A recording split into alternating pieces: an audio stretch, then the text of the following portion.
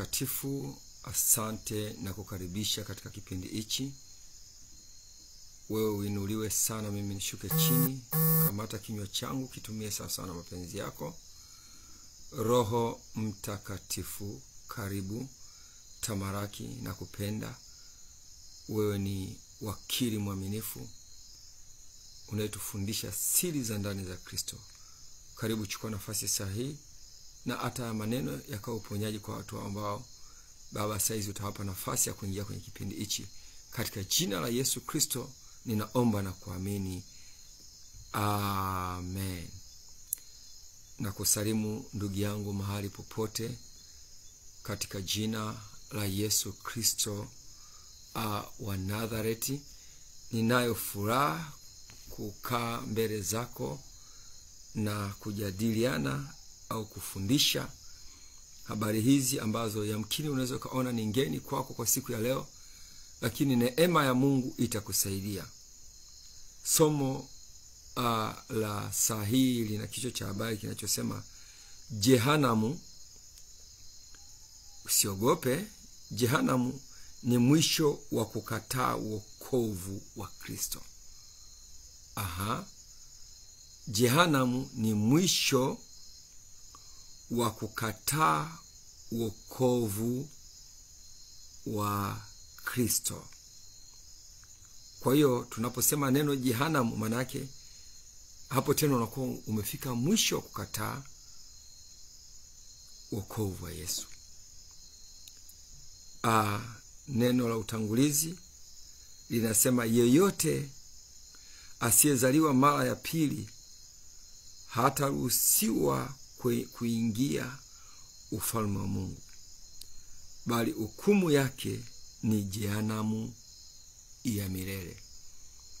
Inarudia tena maneno haya, yanasema ya kwamba yoyote asiyezaliwa mara ya pili hataruhusiwa kuingia ufalme wa Mungu, bali hukumu yake ni jehanamu ya milele.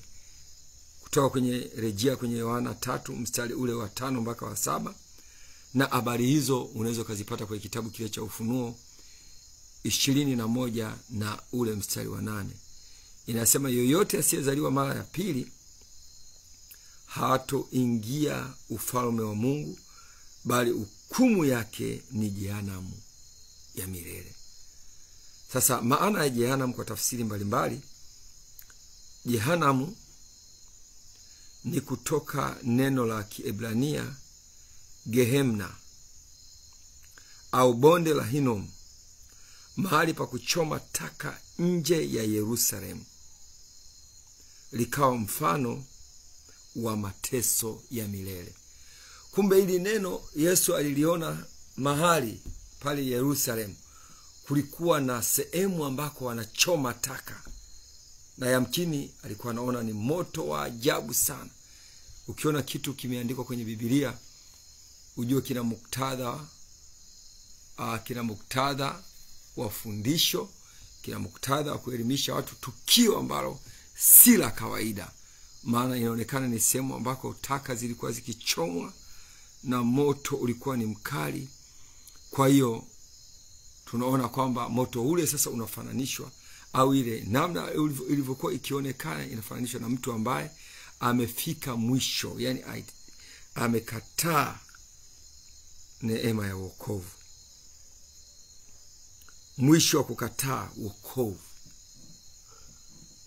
huyo mtu atatupwa kwenye moto wa milele. Na kwa wale ambao wamefika pale Yerusalemu wataona mazingira ya sehemu ya kuchomea taka yalivyoandaliwa, na ndivyo watu lazima wataingizwa. Hell kwa Kiingereza, hell. Jehanamu ni halisi. Ziwa la moto kwenye Ufunuo 20 mstari wa 14 mpaka 15 ndilo adhabu ya mwisho kwa wote waliokataa au waliomkataa Yesu. Uharibifu wa milele kwenye wa Thessalonike wa pili 1 mstari wa 9. Lakini maana nyingine ya jehanamu ni giza la nje kwenye Mathayo 8 na ule mstari wa 12. Maana nyingine ni mahali pa kilio na kusaga meno kwenye Mathayo 13 na ule mstari wa 42. 13 na ule mstari wa 42. Lakini mahali pengine jehanamu ilikuwa inajulikana kama moto usiozimika kwenye kitabu kile cha Marko 9:43 mpaka 48. Marko 9:43 hadi 48. 43 hadi 48 inaonekana jehanamu ilikuwa ikizungumziwa kama ziwa la moto, kwa ikaongelewa kama ziwa la moto. Kwa hiyo ndugu yangu unanisikia, hizo ni tafsiri mbalimbali nilizokupa za jehanamu. Ni tafsiri mbalimbali za jehanamu. Tafsiri mbalimbali za jehanamu. Kama uko pamoja nami, basi tuendelee kuyakata maneno. Wakati mwingine jehanamu ilikuwa inajulikana kama giza la nje kwenye Mathayo 8:12. Giza ni mahali ambako pa mahangaiko. Giza ni mahali ambako pa machafuko. Giza ni sehemu ya msukosuko. Lakini mahali pengine wanasema ni uharibifu wa milele kwenye Wathesalonike wa pili 1 na ule mstari wa 9. Ni uharibifu wa milele. Ndugu yangu, tamani kubadilisha moyo wako saa hii. Tamani kumgeukia Mungu.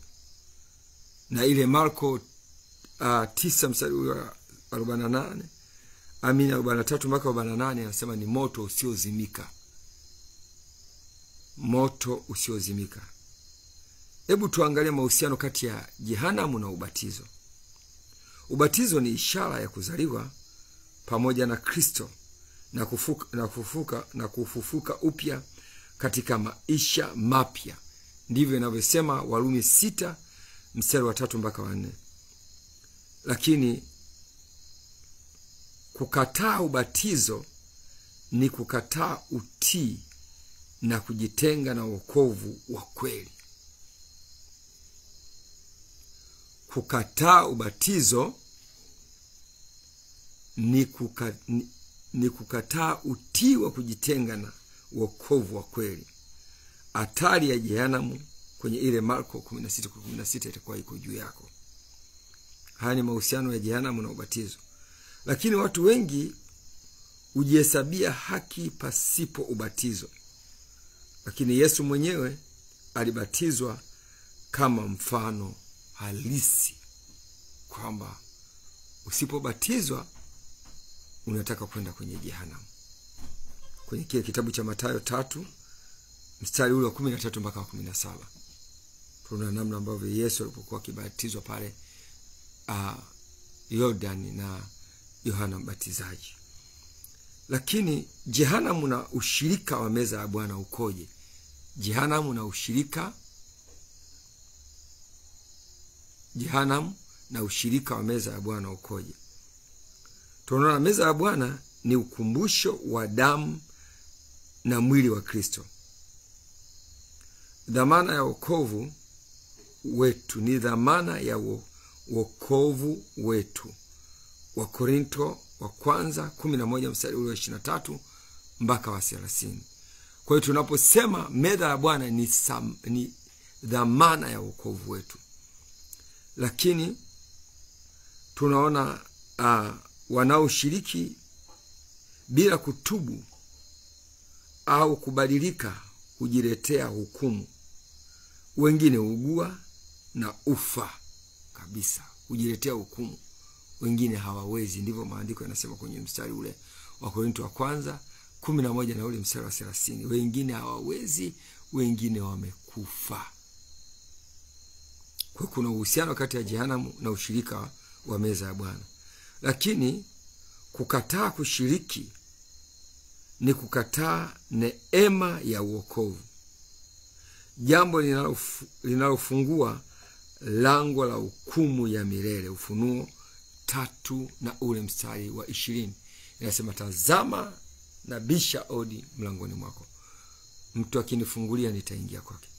Kwa hiyo wewe unayekataa, kukataa kushiriki ni kukataa neema ya wokovu. Unapoacha kushiriki meza ya Bwana, maana yake wewe utaki neema ya wokovu. Lakini jehanamu na Pasaka kuna mahusiano gani? Pasaka ni kumbukumbu ya ukombozi kutoka utumwa wa Misri kwenye kile kitabu cha Kutoka 12, na pia mfano wa Yesu kama mwana kondoo wa Mungu kwenye kile kitabu cha Yohana 1 na ule mstari wa 29. Ndipo mwanaume mmoja akasema, naona mwana kondoo yule aliyo hai, asiyekuwa na mawaa, aondoaye dhambi za ulimwengu. Lakini pia mtu anayekataa damu ya mwana kondoo upoteza kinga ya wokovu. Mfano wa Misri, walikufa wazaliwa wao wa kwanza kwenye kile kitabu cha Kutoka 12 mstari wa 29 mpaka 30. Wa Misri kwa kutokujua siri ya meza ya Bwana, wazaliwa wao wa kwanza waliuawa. Lakini mifano halisi ya watu waliohusishwa na hatima ya jehanamu. Tunaona kuna mifano ya watu waliohusishwa na hatima ya jehanamu. Tunaona mfano wa kwanza ni Yuda Iskarioti. Yuda Iskarioti alikula Pasaka na Yesu, lakini alimsaliti kwa kitabu kile cha Mathayo 26 na ule mstari wa 24. Lakini tunamwona mtu mwingine anaitwa Anania na Safira. Walikuja kanisani, lakini walimdanganya Roho Mtakatifu kwenye Matendo ile 5. Tunaona mfano arisi ya watu waliohusishwa na hatima ya jehanamu. Tunamwona yule tajiri na Lazaro. Tajiri aliishi kwa anasa, lakini lakini akajikuta jehanamu kwenye Luka 16 mstari ule wa 19 mpaka 31. Lakini tunaona Farao wa Misri alikataa kumsikiliza Mungu kupitia Musa. Mwisho wake ulikuwa ni uharibifu. Ndugu yangu, jehanamu ni mahali pa watu ambao wamekataa wokovu. Mwisho wa watu waliokataa wokovu ni jehanamu. Sijui kama unaweza kujiuliza kupitia maneno haya uko sehemu gani. Sasa kuna kanuni ya fundisho hili. Kukataa au kumkataa Kristo, kupuuza neema ya wokovu na kuishi bila toba ni tiketi ya jehanamu. Taudia tena hapa, ni patamu kidogo. Anasema kumkataa Kristo, kupuuza neema ya wokovu na kuishi bila toba ni tiketi ya jehanamu. Ni tiketi yako ndugu yangu ya jehanamu. Lazima ujumbe huu uzingatiwe. Upendo wa Mungu, hukumu ya haki, nafasi ya pili kabla ya mlango haujafungwa, toba, ubatizo na ushirika wa kweli. Mambo yanakupasa uyazingatie. Lakini waaminije? Wafanyeje? Wabadilikeje watu? Ukaona majibu kadha wa kadha kwamba waamini kuwa jehanamu ipo, si hadithi ya kufundisha, bali ukweli wa milele. Lakini waamini wabatizwe kwa jina la Yesu Kristo kwa ondoleo la dhambi kwenye Matendo ile 2 na ule mstari wa 38. Pia waamini waanze kushiriki meza ya Bwana kwa heshima. Kuna ishara ya maisha mapya, kama ishara ya maisha mapya. Lakini waamini pia waadhimishe Pasaka kwa moyo wa toba, si desturi bali kiroho. Kuna watu wengine Pasaka wanaipeleka katika hali ya kidini. Ni tukio kubwa sana. Watubu maisha ya dhambi, warudi kwa Mungu. Isaya ile 55 mstari wa 6 mpaka 7. Sasa kuna nguvu ya fundisho hili. Linaokoa nafsi kutoka motoni. Unaweza kuona kwa kitabu kile cha Yakobo 5 na ule mstari wa 20. Lakini fundisho jingine linaleta hofu ya Mungu. Waebrania 10 na ule mstari wa 31. Lakini linaamsha dhamira zilizolala. Luka 16 mstari ule wa 27 mpaka 28. Unaleta uamsho wa kweli. Watu wanatubu na kurudi kwa Bwana. Hiyo ni nguvu ya fundisho hili. Si silaha ya kupigana na roho ya uzembe wa kiroho. Sasa nini nataka kusema kwako? Jehanamu si neno la kutisha tu, bali ni hatima ya waliokataa wokovu. Hatima ya waliokataa wokovu, asili yao inarudishwa kule jehanamu. Yesu alikuja kuokoa waliopotea na kuwapa uzima wa milele, si adhabu ya milele. Ubatizo, ushirika na Pasaka ni hatua za kuonyesha kuwa mtu ameokoka. Tuchague leo uzima au uharibifu. Kumbukumbu la Torati 30 na ule mstari wa 19 nasema chagueni hivi leo, uzima au uharibifu, uzima au mauti. Wakati wa kuokoka ni sasa, ndugu yangu. Wakati wa mabadiliko ni sasa. Ewe unayenisikia saa hii, saa yako ya kubadilika ni sasa. Usitamani kusema kesho wala baadaye, wala ngoja kwanza nikaage kwa bibi au kwa shangazi, itakuwa imekula kwako. Wakati ulio sahihi ni saa hii. Unaposikia neno la Kristo, ni wakati wa kujiepusha na hukumu ya jehanamu.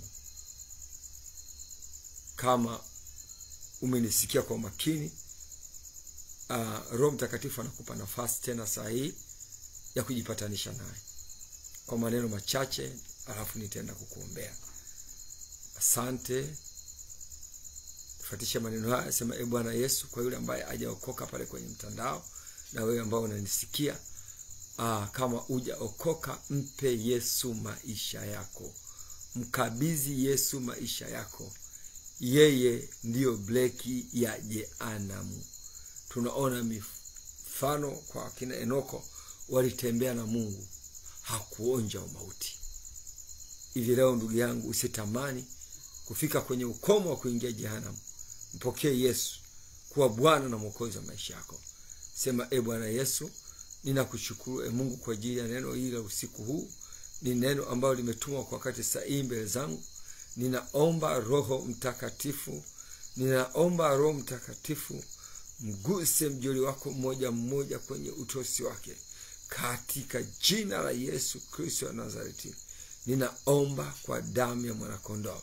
Mungu, usika juu ya mtu huyu, na anapofuata sasa maneno haya ya kwamba sema: Bwana Yesu, ninaamini ya kuwa ulikufa na kufufuka kwa ajili ya maisha yangu, na leo anza upya nami kwa utukufu wa Mungu Baba. Ni katika jina la Yesu Kristo naomba na kuamini kama umefuatisha vizuri sala hii, wewe umeokolewa, hauko tena kwenye jehanamu ya moto, moto uteketezao, moto unaokula watu, utakuwa umetengwa nao. Shalom shalom, ni mchungaji Phineas kutoka pale Mondege nikikuletea habari hii njema usiku huu. Ninaomba ndugu yangu, chukua hatua. Ipo jehanamu, si hadithi. Jehanamu ni hakika, ni hakika. Na kuna andiko linasema kama ulivyo mifano ya hapa duniani ndivyo ilivyo mifano ya mbinguni. Kwa hiyo tumeona kuna piti, kuna sehemu ambayo ilikuwa inawashwa moto mkali pale Yerusalemu. Na maandiko yanasema kama ilivyo mifano ya hapa duniani ndivyo iliko mbinguni.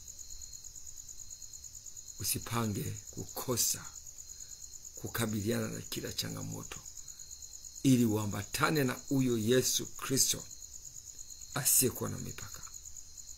Basi tunapomaliza, kama wewe ni mgonjwa, nyosha tu mkono wako, and then wevu kama ninavyo wevu, na iona neema ya Mungu sasa na iachilia kwako, na iachilia neema ya Mungu kwako, neema ya Mungu kwako, neema ya Mungu kwako, ni katika jina la Yesu Kristo mwana Mungu aliye hai. Amen. Asante. Nakaribisha tena kwenye vipindi vya kesho. Utakuwa na ibada. Mahali ni Vicheji Mwembe Tumbo, au unaweza ukapata alamani ya sehemu ambako kuna kanisa jipya, lakini tuko jirani na kanisa la TAG. Tunakukaribisha sana mahali popote unaposikia sauti hii. Usipange kukosa kama uko jirani. Kama una mgonjwa mwenye masumbufu mengi, kama kuna mwanajeshi, kama kuna askari polisi, kama kuna mtu yoyote wa serikali, tunamkaribisha kuja kuabudu nasi katika jina la Yesu Kristo.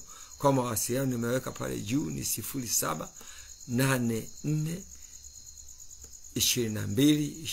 0784222327, na unaweza kupiga namba ya simu